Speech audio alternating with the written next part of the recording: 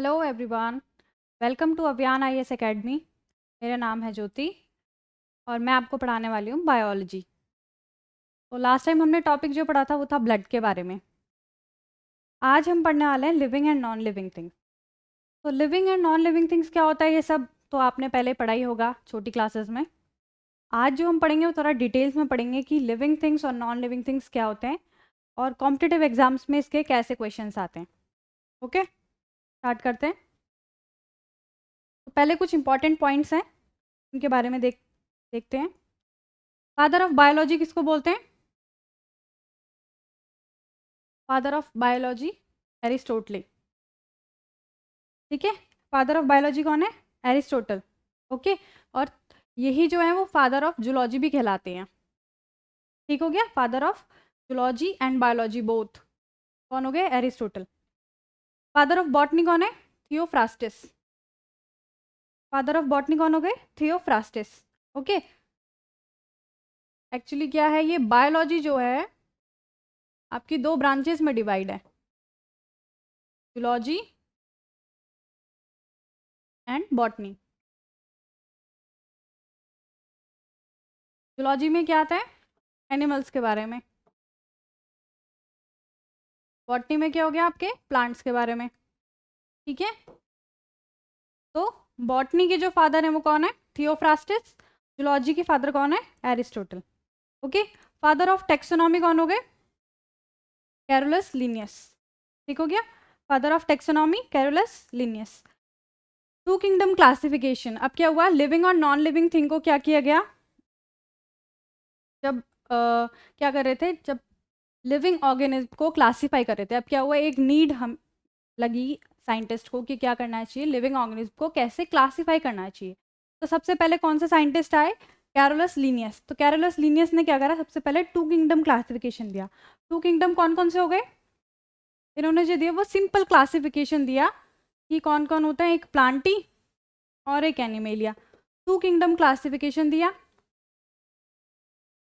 इन्होंने सिर्फ ये बताया सिंपली, खाली देख के कि कौन एनिमल है कौन प्लांट है, बस simple classification based on morphological characters. Okay, मतलब देख के, सिर्फ मॉर्फोलॉजी यानी बाहर से देख के, बाहरी से देख के, तो उन्होंने क्या कर दिया, प्लांटी एंड एनिमेलिया दो किंगडम के क्लासिफिकेशन कर दिया। लेकिन इससे क्या हो रहा था कि कई सारी चीज़ें क्या हो रही थी, मिक्सअप हो गई थी। कुछ आपने कुछ ऐसे एनिमल्स देखे होंगे, कुछ ऐसे प्लांट्स देखे होंगे जो एनिमल्स के जैसे दिखते हैं। ठीक है, तो क्या है कि उससे क्या हुआ कि सारी चीज़ें मिक्सअप होंगी इस टू किंगडम क्लासिफिकेशन से। उसके बाद क्या हुआ फिर, आर.एच. वेटेकर ने क्या किया, फाइव किंगडम क्लासिफिकेशन दिया। ठीक है, तो फाइव किंगडम क्लासिफिकेशन में क्या क्या चीज़ें आ जाती हैं? सबसे पहले आ जाता है मोनेरा। ठीक हो गया, kingdom Monera. Then Protista, then Fungi, then Plantae and Animalia. अब इस क्लासिफिकेशन से क्या हुआ,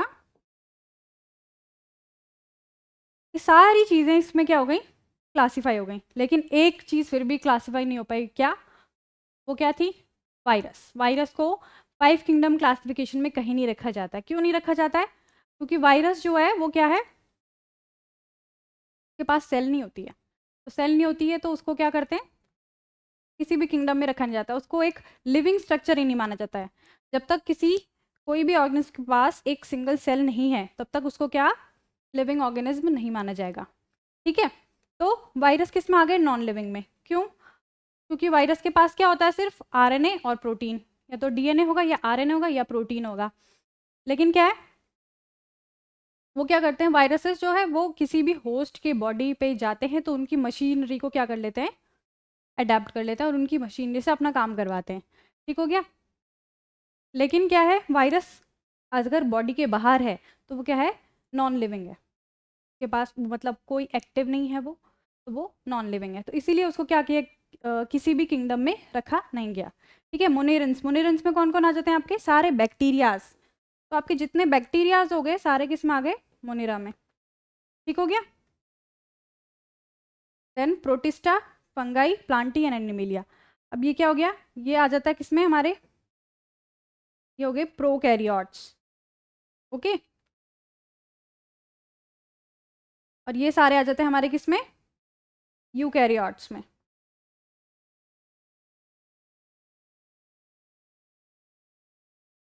अब ये प्रोकैरियोट्स और यूकैरियोट्स क्या होते हैं,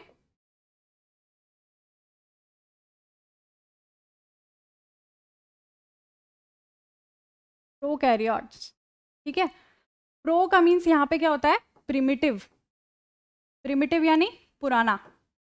ओके, कैरियोट्स का क्या मतलब है यहाँ पे, न्यूक्लियस से।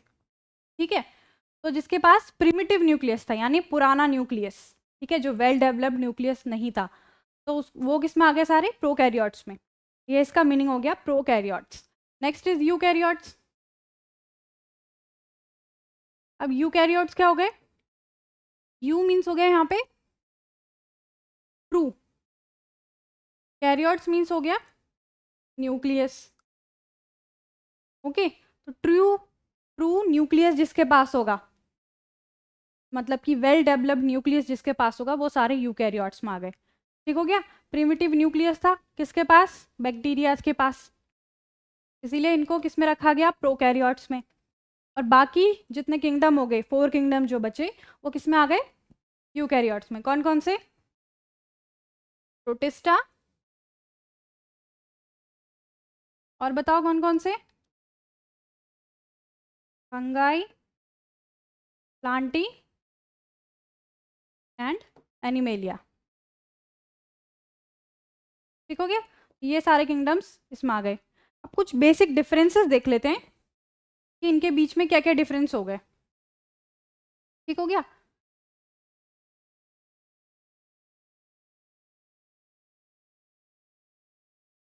प्रोकैरियोट्स में क्या बता रहे हैं हम, प्रोकैरियोट्स में कि इनके पास वेल डिफाइंड न्यूक्लियस नहीं होता है।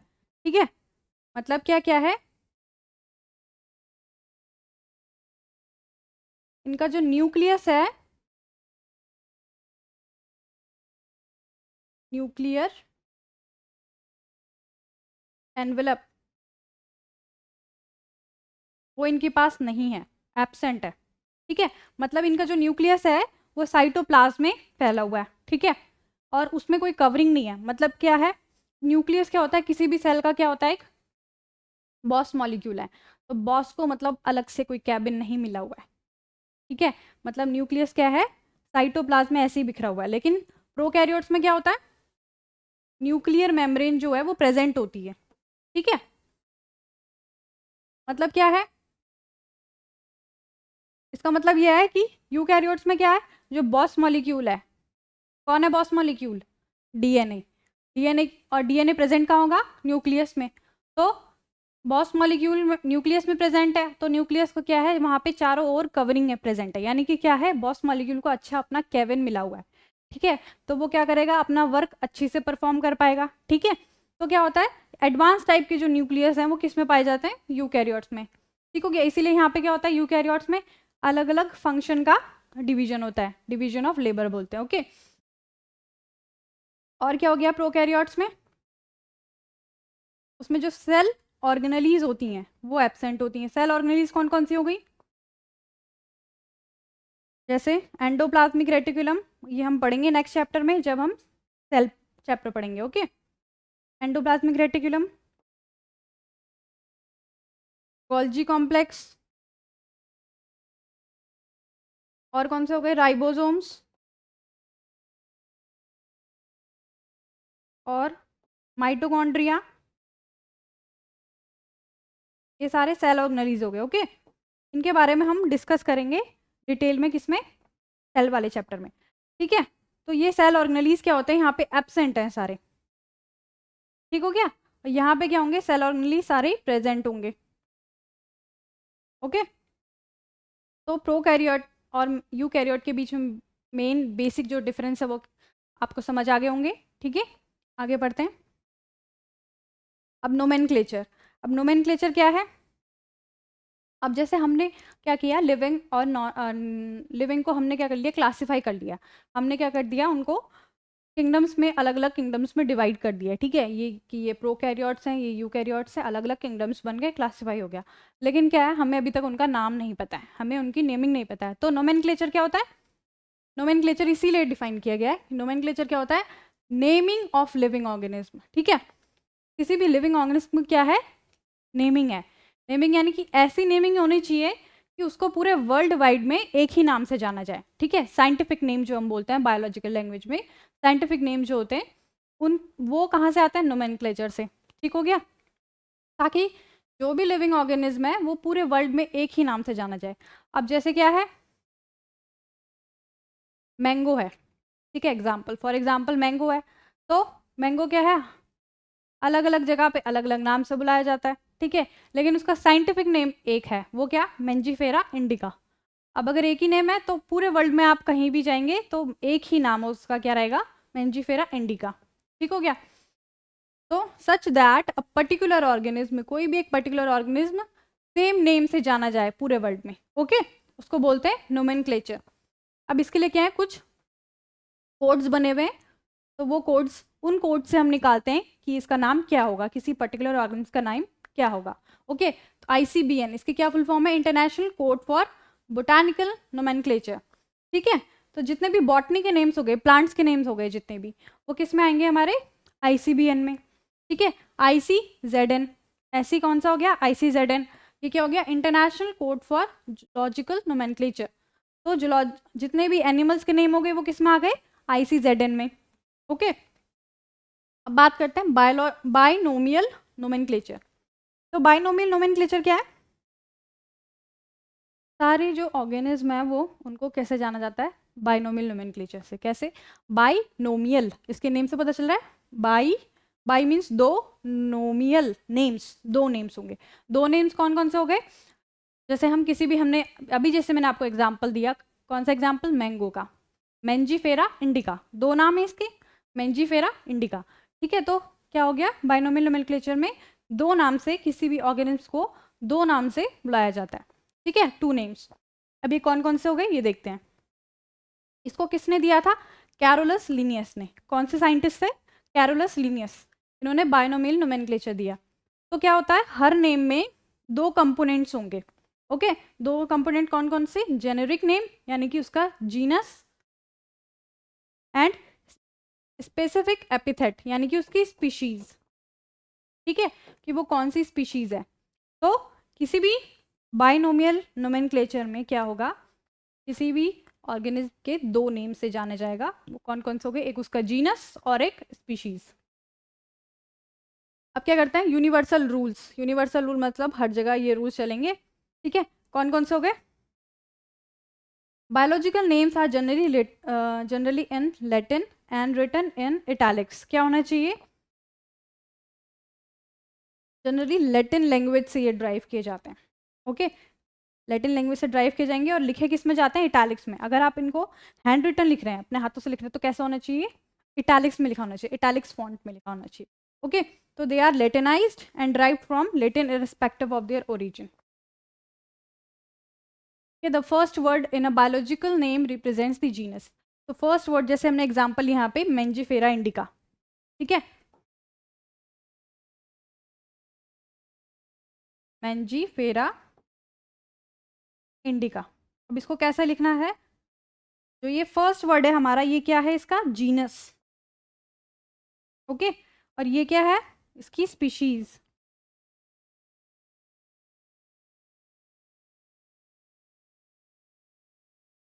मेंजीफेरा इसकी जीनस हो गई, इंडिका इसकी स्पीशीज हो गई, ओके। तो फर्स्ट वर्ड जो होगा वो क्या होगा आपका? रिप्रेजेंट्स दी जीनस। क्या रिप्रेजेंट करेगा? उसके जीनस को। और जो सेकंड कंपोनेंट है वो क्या डिनोट करेगा? स्पेसिफिक एपिथेट यानी कि स्पीशीज को, ठीक हो गया। Both the words in the biological name when hand written are separately underline. क्या होने चाहिए? सेपरेटली अंडरलाइंड होने चाहिए, ठीक हो गया। मेंजीफेरा इंडिका सेपरेटली अंडरलाइन होनी चाहिए अगर हाथों से लिखे गए हैं तो, ठीक है। अगर हैंड रिटन है तो क्या होना चाहिए? सेपरेटली अंडरलाइन, अलग अलग दोनों वर्ड्स को अलग अलग अंडरलाइन करना है, okay. And printed it in italics to indicate the their Latin origin, ठीक है। इटैलिक्स में क्यों प्रिंट करते हैं? ताकि हमें पता चले कि ये लैटिन ओरिजिन से ओरिजिनेटेड हुए हैं, ठीक है। The first word denoting the genus, अब क्या है कि जो फर्स्ट वर्ड है, ओके, जो फर्स्ट वर्ड है वो कैसा होना चाहिए? कैपिटल लेटर में, ठीक है। जो फर्स्ट वर्ड है किसका? जीनस का। जीनस का फर्स्ट वर्ड कैपिटल लेटर में होना चाहिए, बाकी सब स्मॉल होंगे, लेकिन क्या होगा, फर्स्ट वर्ड जो है वो कैसा होना चाहिए? कैपिटल में। और स्पीशीज का जो फर्स्ट लेटर है वो स्मॉल होना चाहिए, ठीक है। आप ऐसा नहीं कर सकते कि इसको कैपिटल से डिनोट कर दे, ये रॉन्ग हो जाएगा, ओके। तो जीनस का फर्स्ट वर्ड फर्स्ट लेटर क्या होना चाहिए? कैपिटल, एंड स्पीशीज का स्मॉल, ठीक हो गया। कैपिटल लेटर से और स्पीशीज का स्मॉल लेटर से, ओके। अब तो देखते हैं टेक्सोनॉमिक हायरार्की। टेक्सोनॉमिक हायरार्की क्या होती है? कि जो लेवल्स होते हैं, ठीक है, टेक्सोनॉमिक के जो लेवल्स हैं वो क्या क्या है? तो यहाँ से स्टार्ट करते हैं। क्या होती है? स्पीशीज। स्पीशीज जो क्या है वो एक रियल एग्जिस्टेंस है, मतलब ये जो चीज़ें हैं ये सब क्या है? क्लासिफिकेशन है सिर्फ।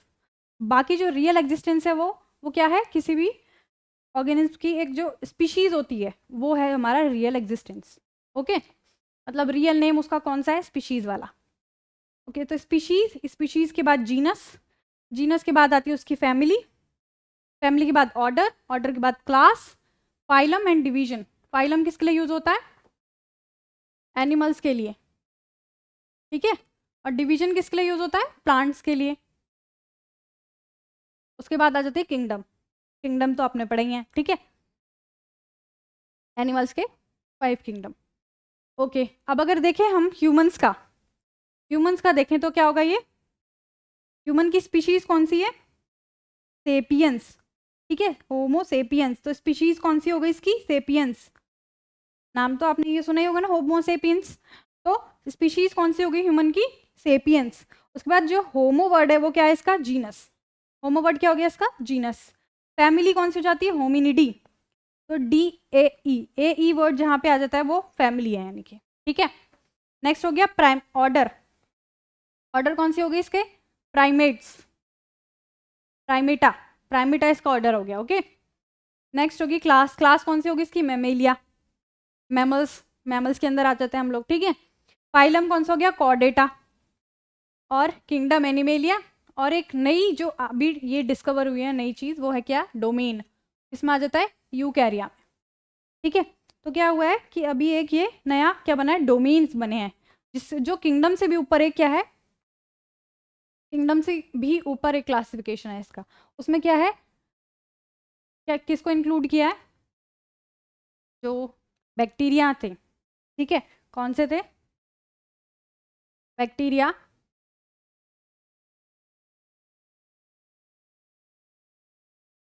जो बैक्टीरिया थे वो किस में डिवाइड थे? जो मोनेरन्स थे, ठीक है। बैक्टीरिया लिखते हैं। बैक्टीरिया था वो किस में डिवाइड हमने किए थे? नहीं, बैक्टीरिया जो थे वो किस में थे? डिवाइडेड थे। आर्की बैक्टीरिया और कौन से? यू बैक्टीरिया, ठीक है। तो ये जो क्लास बनी वो यहाँ से बनी है, ठीक है, सॉरी, ये जो क्लास बनी है वो यहाँ से बनी है, यू बैक्टीरिया। तो यू कैरिया एक नया डोमेन चला गया यहाँ से, ठीक हो गया।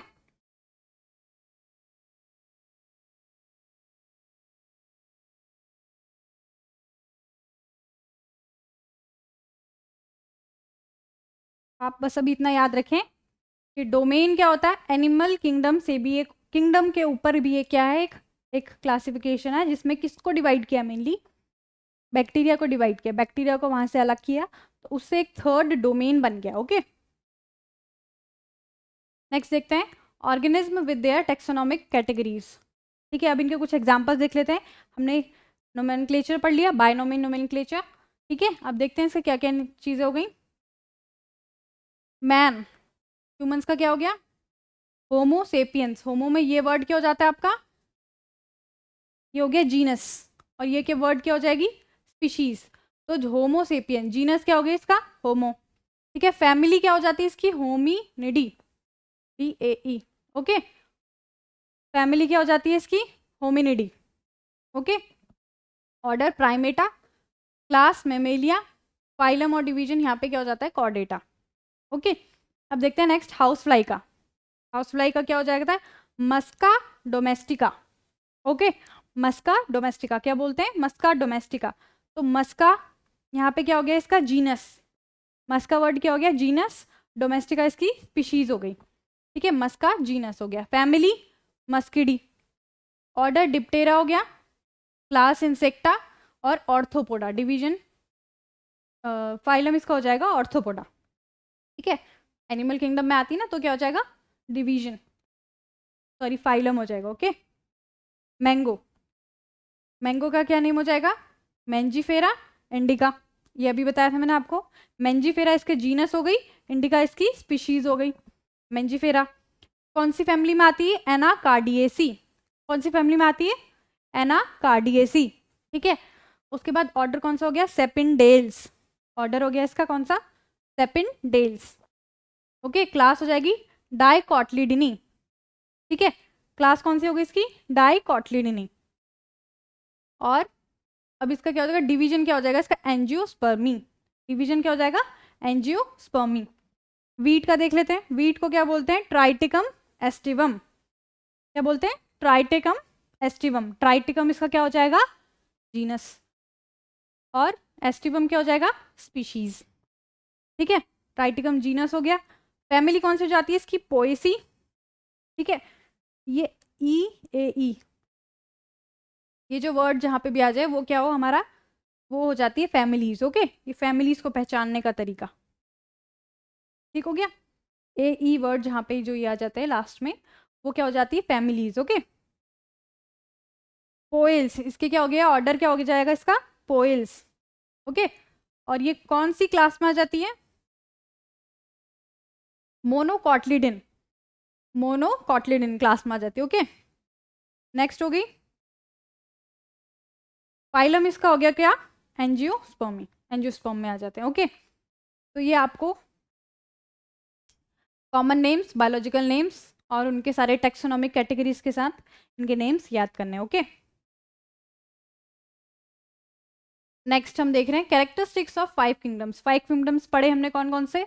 Monera, protista, Fungi, Plantae and Animalia. अब इनके कैरेक्टरिस्टिक देखने हैं। तो सेल टाइप देखने हैं सबसे पहले। क्या होता है? सिर्फ और सिर्फ एक किंगडम है जो क्या होता है? प्रोकैरियोटिक, ठीक हो गया। सिर्फ और सिर्फ एक किंगडम है जो होता है प्रोकैरियोटिक। कौन सा हो गया वो? मोनेरा। मोनेरा में क्या आ जाते हैं? सारे बैक्टीरियाज। बाकी सारे क्या है? यूकैरियोटिक, ठीक है।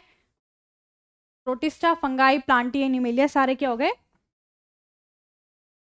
यूकैरियोटिक। सेल वॉल, अब सेल वॉल किसकी बनी होती है?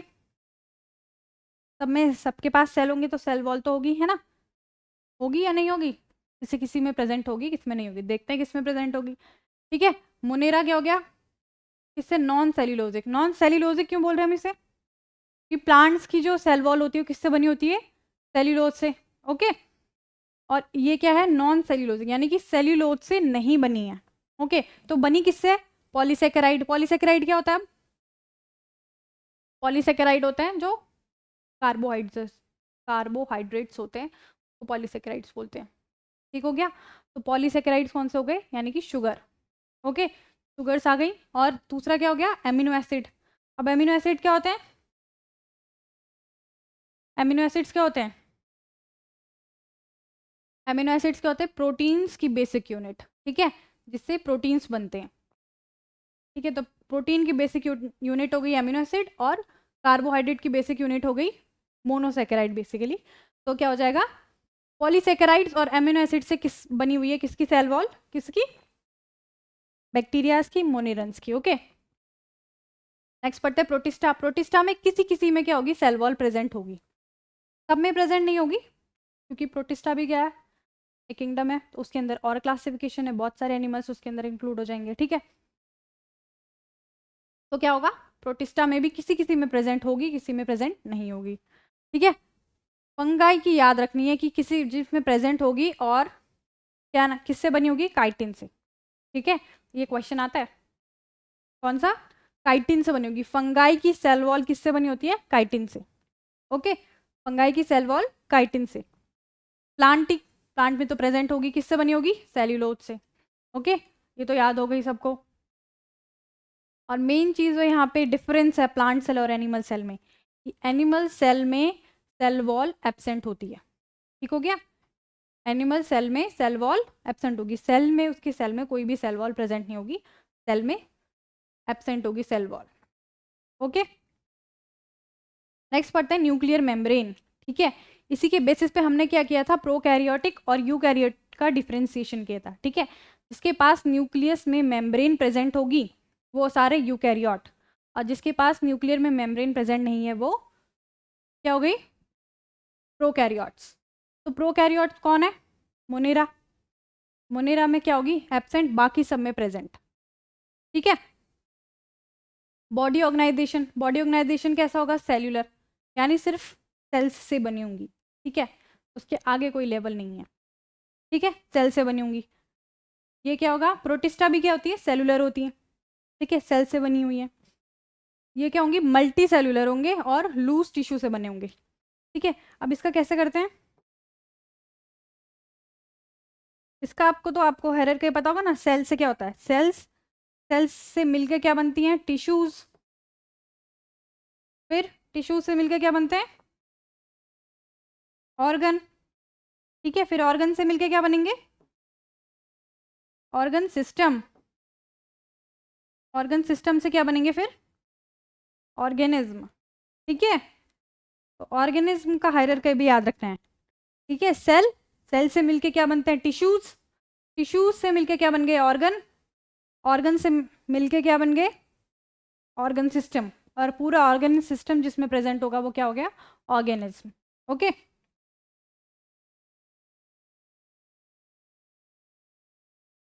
तो बॉडी ऑर्गेनाइजेशन मोनेरा का कैसा है? सेल्यूलर, यानी सिर्फ और सिर्फ सेल्स से बनी हुई है। ये भी क्या है? प्रोटिस्टा सिर्फ और सिर्फ सेल्स से बने हुए हैं। अब ये क्या है? मल्टी सेलुलर वाली कंडीशन में है और लूज टिश्यू वाली कंडीशन में है। मतलब कुछ ऐसे होंगे जो किससे बने होंगे? मल्टी सेल से। ठीक है, मतलब सेल्स होंगी, बहुत सारी सेल्स होंगी, मल्टी सेलुलर से बने होंगे, और उसमें क्या हो गया? लूज टिश्यू बनना फॉर्मेशन हो गया। ठीक है, मतलब टिश्यू है, टाइटली पैक्ड नहीं है, हल्के हल्के लूज टिश्यूज हैं। ओके, नेक्स्ट कौन सा है? प्लांटी। प्लांटी में क्या होगा? टिश्यूज होंगे और ऑर्गन्स होंगे। ठीक हो गया? ऑर्गन सिस्टम तो कोई नहीं होगा ना। ऑर्गन सिस्टम कौन कौन से हो जाते हैं? जैसे ह्यूमंस की अगर बात करें तो ऑर्गन सिस्टम कौन कौन से हो गए? जैसे कि digestive system, circulatory system, respiratory system, ये सारे ऑर्गन सिस्टम है। ठीक है, प्लांट्स में तो ऐसा कुछ नहीं होता ना, इसीलिए ऑर्गन्स। टिश्यू प्रेजेंट होंगे, ऑर्गन्स प्रेजेंट होंगे, और एनिमल्स में टिश्यू भी, ऑर्गन भी और ऑर्गन सिस्टम भी। ठीक है, सब चीज़ें प्रेजेंट होंगी। मोड ऑफ न्यूट्रिशन देखते हैं हम। ठीक है, क्या होंगे? ऑटोट्रॉफिक। ऑटोट्रॉफिक क्या होते हैं? ऑटोट्रॉफिक क्या होते हैं? जो अपना फूड खुद बनाते हैं। ठीक है, ऑटोट्रॉफिक में भी दो क्लासेस हो जाएंगी, कौन कौन सी? एक हो गई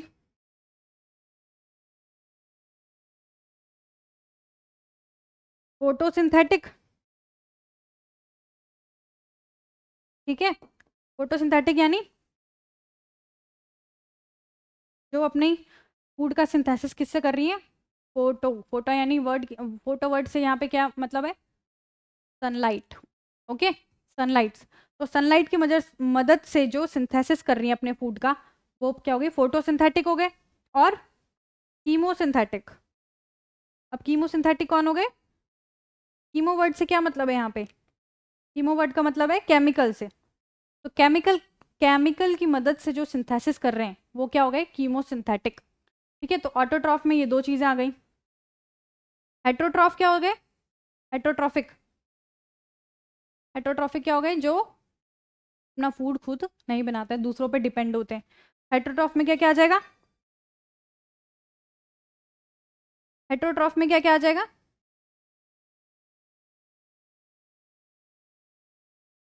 हेट्रोट्रॉफ में कौन कौन आ जाएंगे? सेप्रोट्रॉफिक। सेप्रोट्रॉफिक कौन हो गए? तो क्या करते हैं? अपना फूड किससे लेते हैं? डेड ऑर्गेनिज्म, सेप्रोट्रॉफिक हो गए। और दूसरे कौन से हो गए? एक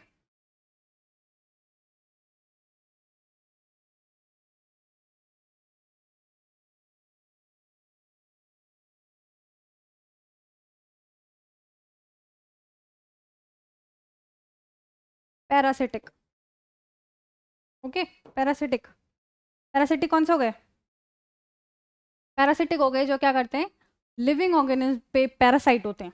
ठीक है, पैरासाइट का क्या मतलब होता है? जो लिविंग ऑर्गेनिज्म पे अपना फूड लेते हैं, लिविंग ऑर्गेनिज्म पे डिपेंडेंट रहते हैं अपने फूड के लिए, तो वो पैरासिटिक हो गए। ठीक हो गया?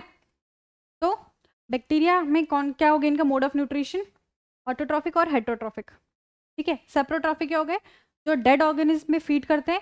और पैरासिटिक कौन हो गए? जो लिविंग ऑर्गेनिज्म पे फीड करते हैं। ठीक हो गया? अब क्या है? प्रोटिस्टा। प्रोटिस्टा में भी क्या हो गए? ऑटोट्रॉफिक हो गए, फोटोसिंथेटिक, और हेट्रोट्रॉफिक हो गए। Okay, next fungi. फंगाई में क्या हो गए? हेट्रोट्रॉफिक। उसमें भी क्या चीज़ हो जाती है? सेप्रोफाइटिक और पैरासिटिक हो गए। ओके, प्लांटी तो हमारे क्या होते हैं आपको पता ही होगा। प्लांट्स क्या करते हैं? खुद अपना फूड बनाते हैं, तो क्या हो गए? Photosynthetic, autotrophic. ठीक है, एनिमेलिया कौन हो गए? एनिमल्स अपना खाना खुद बनाते हैं? नहीं बनाते हैं ना, तो क्या हो गए? हेटरोट्रॉफिक। ठीक है, बेसिस ऑफ कंपैरिजन। अब क्या कर रहे हैं हम? हमने सारा देख लिया लिविंग ऑर्गेनिज्म में क्या क्या चीज़ें थी। अब हम देखते हैं लिविंग और नॉन लिविंग में एक्चुअली डिफरेंस क्या है। ठीक है, हमें पता तो है, हम पढ़ते आए हैं स्मॉल क्लासेस से कि लिविंग थिंग्स कौन सी होती हैं, लिविंग बींग्स कौन से होते हैं, नॉन लिविंग बींग कौन से हो गए। ठीक हो गया? अब उनका बेसिक डिफरेंस हम उनके बीच में पढ़ते हैं क्या क्या चीज़ हो गई। का मीनिंग सबसे पहले समझते हैं। They are creatures which are alive. और किससे बने होते हैं? सेल्स से। ठीक है, तो लिविंग थिंग्स क्या हो गई? जो किससे बनी है? सेल्स से। तो बेसिक उसमें क्या प्रेजेंट होना चाहिए? लिविंग के लिए सेल्स प्रेजेंट होनी है। सेल में भी जो चीज़ हो गई वो कौन सी? प्रोटोप्लाज्म। ठीक है, प्रोटोप्लाज्म का होना ज़रूरी है। प्रोटोप्लाज्म क्या है? Physical basis of life. ठीक है, प्रोटोप्लाज्म ही है जिसकी वजह से सेल्स जिंदा है, जिसकी वजह से हम सभी जिंदा है। तो प्रोटोप्लाज्म का होना ज़रूरी है। ठीक हो गया? सेल्स में भी कौन सी? प्रोटोप्लाज्म होना जरूरी है। नॉन लिविंग थिंग में क्या होगा? कोई भी ऑब्जेक्ट्स हो गए, आइटम्स हो गए, ठीक है, जिनमें कोई भी लाइफ का साइन नहीं है। ठीक है, उसमें क्या होगा? सेल्स प्रेजेंट नहीं होगी, तो क्या प्रेजेंट होंगे? Atoms, molecules. ठीक है, हर चीज़ जो नॉन लिविंग थिंग है उनमें क्या प्रेजेंट होंगे? किससे बने होंगे? एटम से, मॉलिक्यूल से। Okay, growth. ग्रोथ बताओ, ग्रोथ क्या होती है? प्रेजेंट होती है दोनों में या नहीं प्रेजेंट होती है? They undergo are regulated growth. ठीक है, ग्रोथ एक्चुअली क्या होगी? ग्रोथ क्या होगी? दोनों में प्रेजेंट होगी। ठीक है, नॉन लिविंग थिंग में भी और लिविंग थिंग में भी। ठीक है, तो लिविंग बींग में क्या कैसी ग्रोथ होगी? लिविंग बींग किससे ग्रोथ करते हैं? डिवीजन से। ठीक है, सेल डिवीजन से। ठीक है,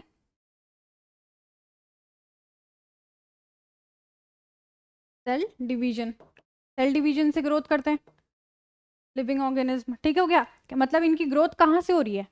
सेल डिवाइड कर रही है, अंदर से सेल डिवाइड कर रही है, तो कैसी इनकी ग्रोथ है? From inside. ठीक है, तो इनकी ग्रोथ कैसी है? इनसाइड, अंदर से। लेकिन क्या नॉन लिविंग थिंग भी ग्रोथ करते हैं? करते हैं। कैसे करते हैं? लिखा है डू नॉट ग्रो। कहाँ से करते हैं? Grow but from outside. Outside मतलब अब जैसे कोई मिट्टी का ढेर है, ठीक है, उसमें मिट्टी का ढेर पे क्या कर रहे हैं आप? और मिट्टी ऊपर से डाल रहे हैं, तो क्या वो बढ़ नहीं रही है? ग्रोथ नहीं हो रही उसकी? तो ग्रोथ हो रही है, लेकिन कहाँ से हो रही है? From outside. ग्रोथ हो रही है ना? कहाँ से हो रही है? लेकिन फ्रॉम आउटसाइड। तो लिविंग नॉन लिविंग भी ग्रोथ करेंगे but from outside. Okay, next organisation कैसा होगा? हाईली ऑर्गेनाइज्ड होंगे, मतलब सारी सेल्स जो हो गए, अंदर टिश्यूज जो हो गए, वो कैसे होंगे? वेल ऑर्गेनाइज्ड होंगे। और नॉन लिविंग थिंग में क्या होगा, नो ऑर्गेनाइजेशन, कोई ऑर्गेनाइजेशन नहीं होगा, ठीक है। मेटाबॉलिज्म, अब मेटाबॉलिज्म में क्या होता है, मेटाबॉलिज्म होता है बॉडी के अंदर जो भी क्या चल रही होती हैं, रिएक्शंस चल रही होती हैं, बनने वाली रिएक्शंस, जिस जिस रिएक्शन में कुछ बन रहा है, ठीक है, और टूटनी चीज़ें, जो चीज़ें टूटती हैं, जैसे हम खाना खाते हैं, ठीक है, तो उसका क्या होता है, ब्रेक डाउन होता है, उसको पूरा डाइजेशन होगा, तो क्या होगा, पूरा ब्रेक डाउन होगा उस चीज़ का, ठीक हो गया। तो क्या हो गया, मेटाबॉलिज्म में क्या चीज़ें आ जाएंगी, एनाबॉलिज्म एंड कैटाबॉलिज्म। एनाबॉलिज्म में क्या होगा आपका, बिल्डअप, चीज़ें क्या होंगी, बनेंगी, मतलब ऐसी रिएक्शन होगी जिसमें चीज़ें, कोई नई चीज़ें फॉर्म हो रही हैं, ठीक है। कैटाबॉलिज्म में क्या हो गया, जिसमें चीज़ें ब्रेक डाउन हो रही हैं, ठीक है। अब ये क्या होगा, ये लिविंग ऑर्गेनिज्म में होगा। लिविंग ऑर्गेनिज्म क्या करते हैं, फूड लेते हैं, फूड का क्या होता है, उसका ब्रेक डाउन होता है, और क्या होता है, उससे एनर्जी मिलती है, ठीक है। और नई चीज़ें क्या बन रही है बॉडी के अंदर, आप जैसे प्रोटीन लेते हैं तो प्रोटीन क्या होता है, बॉडी में यूज़ हो जाता है, फैट लेते हैं, फैट बॉडी में यूज़ हो जाता है। तो नई चीज़ें जो बन रही हैं बॉडी में, उनको बिल्डअप हो रही हैं जो बॉडी में, ठीक है, तो वो क्या होगी, एनाबॉलिज्म। और जो चीज़ें टूट रही हैं उनको क्या बोलेंगे, ब्रेक डाउन जिनका हो रहा है उसको क्या बोलेंगे, कैटाबॉलिज्म। और दोनों मिलके क्या बनाते हैं, मेटाबॉलिज्म, ठीक है। नॉन लिविंग थिंग में कोई भी मेटाबॉलिक रिएक्शन नहीं होंगे, ठीक हो गया। कॉन्शियसनेस, ये वर्ड तो आप सभी ने सुना होगा। कॉन्शियसनेस क्या होता है, they can sense things and react to external stimulus, ठीक है। अगर आपको कहीं कांटा चुभ जाए तो आप रिएक्ट करते हो, आपको पता चलता है कि कांटा चुभ रहा है, ठीक है। कहीं हाथ जल जाए तो पता चलता है कि क्या हो रहा है, गर्म चीज़ है, तो नहीं छूना है, पता चलता है ना। तो कॉन्शियसनेस, ठीक है, मतलब किसी भी स्टिमुलस के अगेंस्ट रिएक्ट करना, ठीक है, उसको बोलते हैं क्या, कॉन्शियसनेस। अपनी सराउंडिंग में क्या चल रहा है, क्या नहीं चल रहा है, ठीक है, उसके खिलाफ हम क्या करते हैं, रिएक्ट करते हैं, कुछ चीज़ों के अकॉर्डिंग रिएक्ट करते हैं, तो वो क्या होगी, कॉन्शियसनेस। चीज़ों को हम सेंस कर सकते हैं, ओके। तो लिविंग थिंग्स तो कर सकते हैं ना, लिविंग थिंग्स क्या करेंगी, चीज़ों को रिएक्ट कर सकते हैं। आप जैसे कोई सबसे सिंपल क्रिएचर लें, जैसे कि अमीबा, अमीबा क्या क्या करता है, अपने आसपास अगर उसको फूड दिखेगा तो वो क्या करता है, फूड को एनगल्फ कर लेता है, ठीक है। कैसे कर लेता है, उसने फूड को सेंस किया पहले कि यहाँ पे फूड प्रेजेंट है, ठीक है, उसके पास कॉन्शियसनेस है, यानी कि उसने सेंस किया, तो क्या किया, उसने फूड को एनगल्फ कर लिया, ठीक है। तो लिविंग बींग्स में क्या होता है, कॉन्शियसनेस प्रेजेंट होगी, लेकिन नॉन लिविंग थिंग में कोई भी चीज़ को सेंस नहीं कर सकते, ठीक है, can not sense anything. Evolution, they undergo evolution, evolution मतलब उनमें रेगुलरली क्या हो रहा है, चेंजेस हो रहे हैं, जो क्या कर रहे हैं, इवॉल्व कर रहे हैं, मतलब इवॉल्व मतलब जैसे पहले थे ह्यूमंस, ह्यूमंस कैसे थे पहले, ठीक है, तो धीरे धीरे धीरे धीरे आप जैसे एग्जांपल ले सकते हैं, जैसे फोन्स, मोबाइल फोन्स हो गए, ठीक है। सबसे पहले कौन सा फ़ोन आता था, नोकिया का, उससे भी पहले कैसे फ़ोन्स थे, टेलीफोन्स हो गए, ठीक है। उसके बाद धीरे धीरे धीरे फ़ोन्स का वैरायटी बढ़ते गई, इवॉल्व होते रहे, और अब कैसे फ़ोन है, स्मार्टफोन है, ठीक है। तो क्या है, इवोल्यूशन हुआ फ़ोन का, इवॉल्व होते होते डेवलप हुए हैं। तो क्या है, लिविंग थिंग क्या करती हैं, इवॉल्व करती हैं, नॉन लिविंग थिंग खुद से इवॉल्व नहीं करेंगी, ठीक है। जैसे ह्यूमन बींग्स हैं वो खुद से इवॉल्व कर रहे हैं, ठीक है, उनमें कोई इवोल्यूशन कोई कर नहीं रहा है, ऊपर से खुद से इवॉल्व हो रहे हैं, ठीक है। नॉन लिविंग थिंग हम बना रहे हैं तो अलग बात है, इन खुद से इवॉल्व नहीं होंगी, do not go through an evolution, okay, खुद से इवोल्यूशन में नहीं जाएंगी। होम्योस्टेसिस, होम्योस्टेसिस क्या हो गया, होम्योस्टेसिस क्या होता है, होम्योस्टेसिस होता है कि इन्वायरमेंट के खिलाफ, इन्वायरमेंट के हिसाब से अपने अंदर चेंजेस लाना, ठीक है, अपने अंदर एक स्टेबल इन्वायरमेंट रखना, बाहर के इन्वायरमेंट के अकॉर्डिंग अपने बॉडी के अंदर क्या करना, को मैनेज करना, अपने बॉडी के टेम्परेचर को, इंटरनल इन्वायरमेंट को मैनेज करना, उसको क्या बोलते हैं, होम्योस्टेसिस, ठीक है। लेकिन नॉन लिविंग थिंग ऐसा नहीं कर सकते, अपने इन्वायरमेंट के अकॉर्डिंग वो चेंज नहीं कर सकते। हम लोग क्या करते हैं, जैसे कि हम क्या करते हैं, होम्योस्टेसिस में जैसे अगर ठंड लग रही है तो बॉडी कैसे अपने आप को काम करती है, ठंड लग रही है तो क्या करती है, कांपने लग जाते हैं, ठंड लग जाती है, वो बॉडी को एक हीट करने का तरीका होता है, ऐसे ऐसे हाथ रब करते हैं, बॉडी को हीट करने का तरीका है, ठीक है। और जब गर्मी होती है तो क्या करती है बॉडी, प्रोफ्यूजली हीट कर स्वेट करती है, ठीक है, स्वेट यानी कि पसीना, पसीना बहता है, ठीक है। तो क्या है, बॉडी को कूल ठंडक पहुंचाने का एक तरीका है, क्या है, ह्यूमंस बीइंग क्या करते हैं, होम्योस्टेसिस, यानी कि अपने बॉडी के इंटरनल टेम्परेचर को मेंटेन करते हैं, कैसे करते हैं, होम्योस्टेसिस के थ्रू, ठीक है। उस प्रोसेस को क्या बोलते हैं, होम्योस्टेसिस, ठीक है। Survival, dependent on food water and air, किस किस पे डिपेंडेंट होते हैं, फूड वाटर और एयर पे, ठीक है। और ये किसी भी चीज़ पे डिपेंडेंट नहीं है। Movement, can move from one place to another, ठीक है, one place to another movement को क्या बोलते हैं, लोकोमोशन। इसमें से भी एक्सेप्शन हो गया कौन, एक्सेप्शन कौन हो गया, कौन मूव नहीं कर सकते हैं, प्लांट्स, ओके। प्लांट लोकोमोट नहीं कर सकते, मूवमेंट कर सकते हैं, प्लांट लोकोमोट नहीं कर सकते, ओके। और नॉन लिविंग थिंग तो कर ही नहीं सकते इधर से उधर मूवमेंट, है ना। Life span, life span not immortal, immortal मतलब, इमॉर्टल का क्या मतलब हुआ, नॉट इमॉर्टल मतलब अमृत नहीं है, अमृत नहीं चखा इन्होंने तो ये जिंदगी भर रहेंगे, है ना, क्या बोलते हैं, अमर नहीं है, ओके। नॉट इमॉर्टल, इमॉर्टल मतलब अमर, अमर नहीं है, okay. Have a fixed life span, हर चीज़ का क्या है, एक फिक्स्ड लाइफ स्पान है, ओके। ये क्या होती है, इमॉर्टल मतलब कोई चीज़ अगर रखी हुई है तो नॉन लिविंग थिंग है, जब तक उसको कोई बाहर का फैक्टर इन्फ्लुएंस ना करे, कोई वो ना करे, तो क्या होगा, वो चीज़ इमॉर्टल है, ठीक है। मतलब उनका कोई लाइफ स्पान नहीं है, जिंदगी उनकी लाइफ स्पान नहीं है कि एक बर्थ और डेथ का प्रोसेस नहीं है उनका, ठीक है। बट क्या है, जो भी चीज़ लिविंग थिंग है उसका क्या एक लाइफ स्पान है, यानी कि बर्थ का टाइम है और डेथ का टाइम है उसका, ओके। एग्जाम्पल्स तो आपको पता होंगे, ह्यूमंस, एनिमल्स, प्लांट्स, और नॉन लिविंग थिंग में कोई भी चीज़ आ जाएंगी आपकी, जो भी नियर बाई जो आपकी चीज़ें रखी होंगी वो सारी चीज़ें हो गई, ठीक है। अब कैरेक्टरिस्टिक्स देखते हैं क्या क्या हो गई। कैरेक्टरिस्टिक्स किस में, जो दोनों में प्रेजेंट हो पहले वो चेक कर लेते हैं कि जो लिविंग और नॉन लिविंग थिंग दोनों में प्रेजेंट होंगी। ग्रोथ, अभी मैंने आपको बताया ग्रोथ क्या होती है, ग्रोथ क्या होती है, दोनों में प्रेजेंट होगी, ठीक है, लिविंग में भी और नॉन लिविंग में भी। लिविंग में कहाँ से होती है, अंदर से होती है, फ्रॉम इनसाइड, किससे होती है, बाय सेल डिवीजन। और नॉन लिविंग में किससे होती है, आउटसाइड, ठीक है। मतलब एक्यूमुलेशन ऑफ मटेरियल है किसमें, नॉन लिविंग में क्या होता है, एक्यूमुलेशन ऑफ मटेरियल है। तो नॉन लिविंग कहाँ से ग्रो कर रहे हैं, आउटसाइड से, बाहर से ग्रोथ कर रहे हैं, ठीक है। लिविंग क्या होती है, ग्रोथ का मीनिंग क्या होता है, increase in number of cells and increase in mass, ठीक है। तो ये ट्विन कैरेक्टरिस्टिक्स हैं किसकी, ग्रोथ की, ट्विन कैरेक्टरिस्टिक ऑफ ग्रोथ।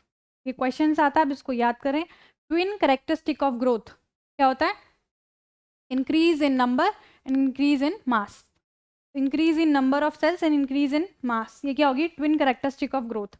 मतलब ग्रोथ होती क्या है कि नंबर में बढ़ना और किस में बढ़ना, मास में बढ़ना, ओके। तो लिविंग ऑर्गेनिज्म में ग्रोथ जो होती है वो डेफिनेट होगी और इनडेफिनेट, डेफिनेट और इनडेफिनेट किस में हो जाएगी, डेफिनेट किस में हो गई, एनिमल्स में, ठीक है। मतलब ह्यूमन बींग्स हैं तो पता है कि ये इतनी हाइट तक ही क्या करते हैं, ग्रोथ करते हैं। लेकिन जो नॉन लिविंग थिंग होती हैं, सॉरी जो प्लांट्स होते हैं वो क्या कहाँ तक ग्रो करते हैं, इनडेफिनेट है। प्लांट्स की आपने देखी होगी बहुत ऊंचे ऊंचे प्लांट्स होते हैं, ठीक है, बहुत टॉलेस्ट प्लांट होते हैं। तो क्या इनडेफिनेट ग्रोथ है, और इसमें क्या है, डेफिनेट ग्रोथ, किसमें, एनिमल्स में एंड प्लांट्स में इनडेफिनेट ग्रोथ।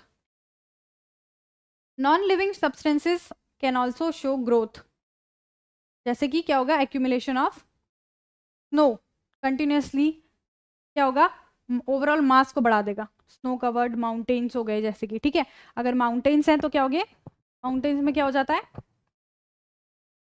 जैसे स्नो पड़ रही है तो स्नो से क्या हो गया, बढ़ते जा रही है बढ़ते जा रही है, तो क्या हो गया, माउंटेन्स और बड़े होते जा रहे हैं ना, तो क्या हो गई, मास उसमें बढ़ रहा है, इंक्रीज इन मास तो हो रहा है ना, लेकिन इंक्रीज इन मास हो रहा है तो क्या हो गया, उससे ग्रोथ हो गई, किसमें, माउंटेन्स में। लैंडस्लाइड होते हैं यानी कि डिक्रीज हो रहा है, ठीक है, it is also growing, okay, mountains भी क्या कर रहे हैं, ग्रो कर रहे हैं, डिक्रीज हो रहे हैं, तो ग्रोथ तो हो रही है उसमें, लेकिन कहाँ से, आउटसाइड से। तो क्या है कि ये डिफाइनिंग करेक्टर नहीं है, किसका, लिविंग बीइंग का। डिफाइनिंग करेक्टर मतलब कि सिर्फ और सिर्फ किस में होना चाहिए, लिविंग ऑर्गेनिज्म में। तो क्या है, ग्रोथ जो है वो लिविंग करेक्टर नहीं है, क्योंकि वो नॉन लिविंग थिंग में भी होता है। Next is reproduction. अब रिप्रोडक्शन बताओ, क्या रिप्रोडक्शन डिफाइनिंग करेक्टर है, डिफाइनिंग करेक्टर यानी जो सिर्फ और सिर्फ लिविंग में प्रेजेंट है, ठीक है, आपका आंसर ऑब्वियसली यस होगा, ठीक है, लेकिन क्या है, गलत आंसर है। रिप्रोडक्शन क्या है, एक डिफाइनिंग करेक्टर नहीं है, क्यों, क्योंकि बहुत सारे ऐसे आपने देखे होंगे जो ह्यूमंस में भी जो कपल्स होते हैं, बहुत सारे कपल जो जो क्या होते हैं, रिप्रोड्यूस नहीं कर पाते हैं, उनको बेबीज नहीं होते हैं, बहुत सारे आपने ऐसे देखे होंगे, इसीलिए आईवीएफ सेंटर्स बने हुए हैं, ओके। और आपने एक एग्जांपल मैं बताती हूँ, जैसे कि हो गया म्यूल। म्यूल क्या होता है, म्यूल किससे बना है, म्यूल एक हाइब्रिड है जो किससे बना है, हॉर्स से एंड डंकी से, ठीक है। अब क्या किया, इन दोनों का हाइब्रिड है ये म्यूल, खच्चर, ये भी क्या कर सकता है, रिप्रोड्यूस नहीं कर सकता, तो क्या ये लिविंग नहीं है, रिप्रोड्यूस नहीं कर सकता, क्या ये लिविंग नहीं है। ऐसे ही क्या, ह्यूमन बींग्स जो रिप्रोड्यूस नहीं कर पा रहे हैं, ठीक है, तो वो क्या, वो लिविंग नहीं है, ठीक है, तो ये भी क्या है, एक डिफाइनिंग कैरेक्टर, इसीलिए ये भी नहीं होगा, ठीक है। It refers to the production of new progeny, ठीक है, but in unicellular organism like bacteria, amoeba etcetera, cell division is a mode of reproduction, it also leads to increase in their numbers, ठीक है। अब क्या है, unicellular organism है तो उनमें हमें पता ही है, सेल डिवीजन है, वो ही उनका क्या है, मोड ऑफ रिप्रोडक्शन है, मतलब यूनिसेलुलर ऑर्गेनिज्म है, उसके पास कोई रिप्रोडक्टिव ऑर्गन्स तो है नहीं, ठीक है, तो उनमें मोड ऑफ रिप्रोडक्शन होता क्या है, सेल डिवीजन से ही उनका मोड ऑफ रिप्रोडक्शन होता है, ठीक है, सेल डिवाइड करती है और डिवाइड होने के बाद ही क्या हो गया, नया ऑर्गन, नया सेल बन जाती है, okay. Hence reproduction for unicellular organism become synonyms to growth, ठीक है, यानी कि यूनिसेलुलर ऑर्गेनिज्म में, ठीक है, जो भी यूनिसेलुलर ऑर्गेनिज्म हो गए, ठीक है, उसमें हम क्या बोल सकते हैं कि जो ग्रोथ है वो दोनों चीज का काम कर रही है, किस किस का,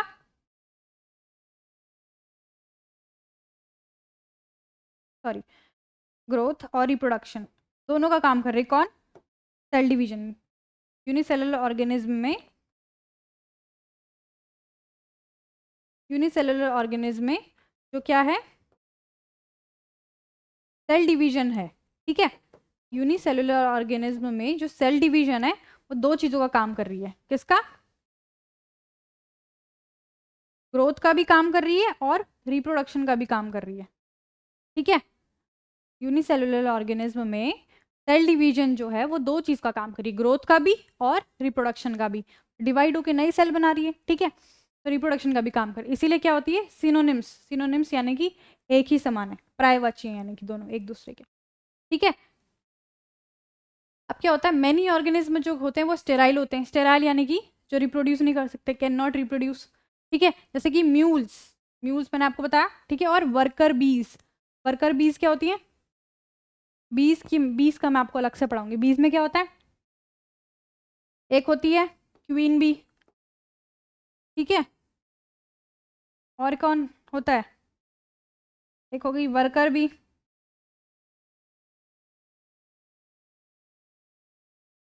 और कौन हो गए इसमें,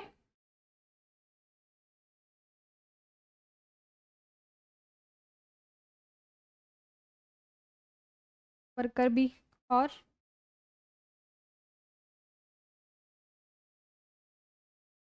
ड्रोन्स,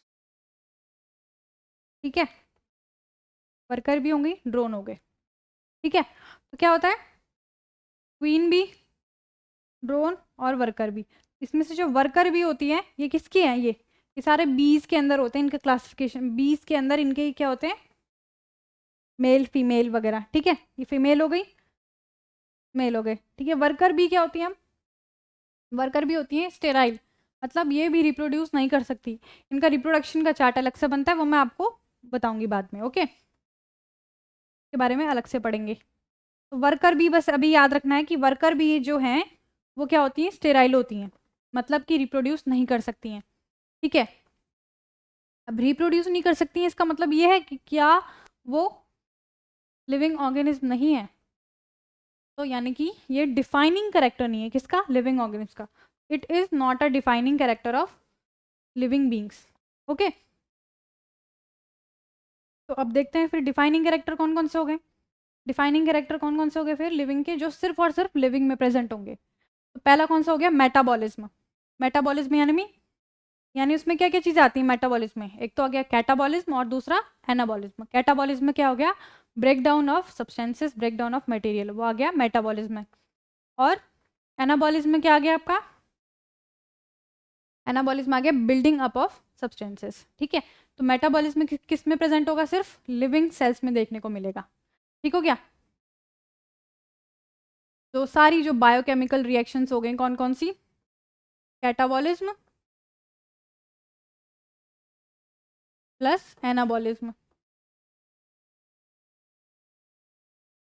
ओके, ये किस लिए होती हैं, ज़रूरी होती हैं, किस में नहीं मिलेंगी, not observed in non living objects. ठीक है, नॉन लिविंग ऑब्जेक्ट्स में कोई भी मेटाबॉलिज्म नहीं होगी। तो क्या है, ये एक डिफाइनिंग कैरेक्टर है किसका, लिविंग ऑर्गेनिज्म का। ठीक है, सेलुलर ऑर्गेनाइजेशन। अब जो भी लिविंग ऑर्गेनिज्म है उसमें सबसे इंपॉर्टेंट क्या है कि उसके पास क्या होनी चाहिए, सेल। सेल ही नहीं है तो उसको हम लिविंग नहीं लेंगे। जैसे कि एग्जांपल वायरस, वायरस को क्या करते हैं हम लिविंग ऑर्गेनिज्म में काउंट नहीं करते हैं क्योंकि उसके पास सेल ही नहीं है। ठीक है, it is defining feature of living cells only. Okay, other process like क्या क्या चीज़ हो जाती हैं, रेप्लिकेशन, ट्रांसक्रिप्शन, सब कुछ आ जाता है इसके अंदर। ठीक है, एक सेल में ये सारी चीज़ें होंगी, ट्रांसलेशन, रेस्पायरेशन, सब कुछ हाईली ऑर्गेनाइज्ड होता है, स्टेप वाइज प्रोसेस होगी that involve several cell organelles. This is not observed in non living things. ठीक है, ये जो सारी जो प्रोसेसेस हैं कौन कौन सी, रेप्लिकेशन, ट्रांसक्रिप्शन, ट्रांसलेशन, रेस्पायरेशन। ठीक है, तो ये नॉन लिविंग में प्रेजेंट नहीं होगी। तो ये भी क्या हो जाती है, सेलुलर ऑर्गेनाइजेशन, यानी कि सेल का प्रेजेंट होना। ठीक है, सेल का प्रेजेंट होना क्या हो जाता है, defining character of living beings. Okay, next हो गया कॉन्शियसनेस। कॉन्शियसनेस मैंने आपको बताया क्या हो जाता है, अपने मतलब क्या होना, कॉन्शियसनेस अपने इन्वायरमेंट के आसपास जो भी अपना आपका इन्वायरमेंट है उसके क्या होना, उसके साथ उसके खिलाफ रिस्पॉन्स करना। कोई भी स्टिमुलस है, ठीक है, कोई भी स्टिमुलस बोलते तो कि जैसे कहीं पे कोई गर्म चीज़ है तो आपको पता है उसे हाथ नहीं लगाना है।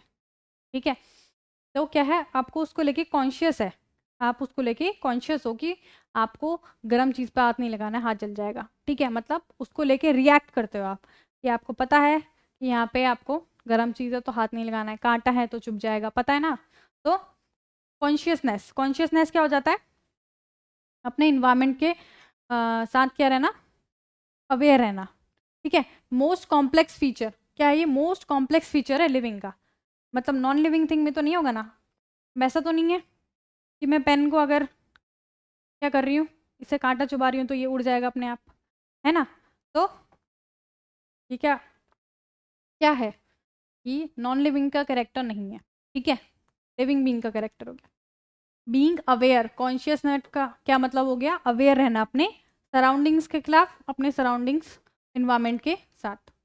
ठीक है, all living beings respond to external stimulus which में भी फिजिकल, केमिकल और बायोलॉजिकल। ठीक हो गया, तो एक्सटर्नल स्टिमुलस के खिलाफ क्या करते हैं, रिस्पॉन्ड करते हैं। तो कंक्लूड क्या करते हैं हम, कौन कौन सी चीज़ हो गई, लिस्ट डाउन कर लेते हैं। डिफाइनिंग प्रॉपर्टीज में कौन कौन सी चीज़ हो गई,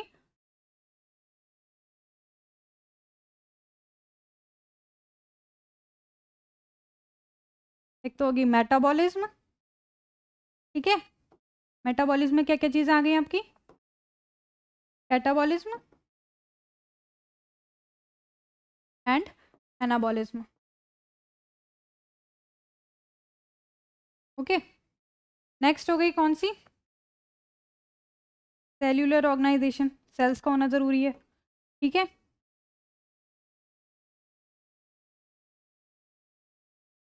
नेक्स्ट हो गई कौन सी? कॉन्शियसनेस।